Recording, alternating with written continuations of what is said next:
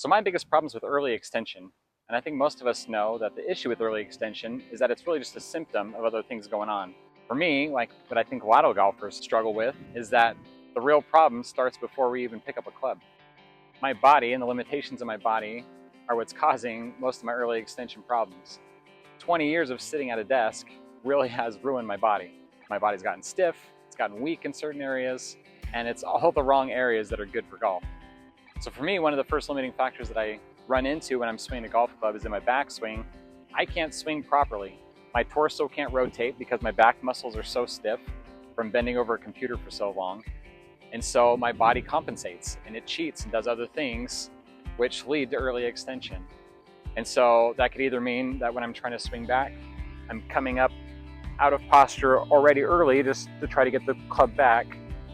Or another thing is when I'm coming back, I notice that my left hip can kind of come towards the ball to try to help my torso turn. But from there, if the hip's already closer to the ball, there's no way that I can get back to a proper impact position. And so I'm left early extending.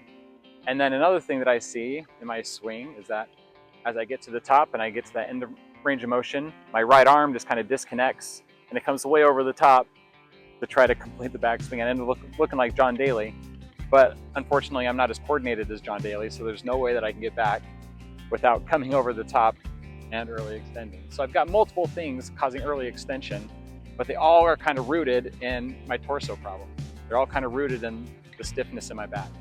So I try to improve the mobility of my back. I started doing some foam rolling and some other things. And one day as I was foam rolling, one of my ribs slipped out of socket, kind of locked everything up. Because my muscles were so tight already, it kind of just hung on to that rib and they wouldn't let it get back into place. I went to the chiropractor, he couldn't get it back into place. I tried heat therapy for a while, kind of relax the muscles enough to help it kind of settle a little bit. But I was still having problems, so I went to the doctor. He gave me muscle relaxers that I took for 10 days, which means I pretty much just slept for a week and a half and sat around the house like a zombie. And then when that was done, things kind of settled, the pain kind of went away. There was not as much rib pinching anymore, but my muscles were still tight. And so I've started physical therapy.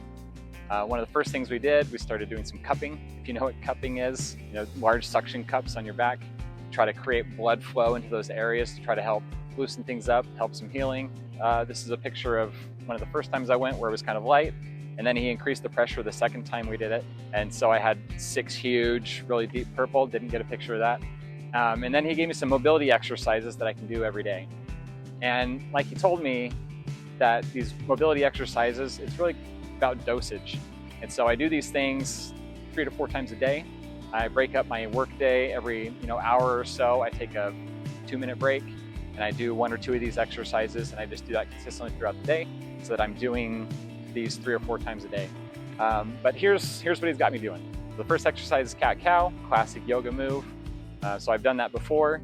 I told him that, and he's like, okay, go ahead and just do it for me. And then when he watched me do it, he's like, yeah, that's not right.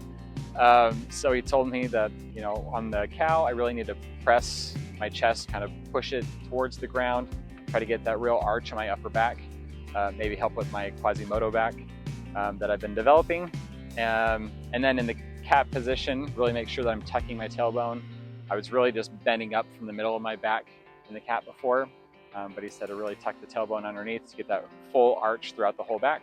Second one is wall rollers, using a foam roller on the wall, kind of just rolling up, trying to get that full stretch through the upper back and back of the shoulders.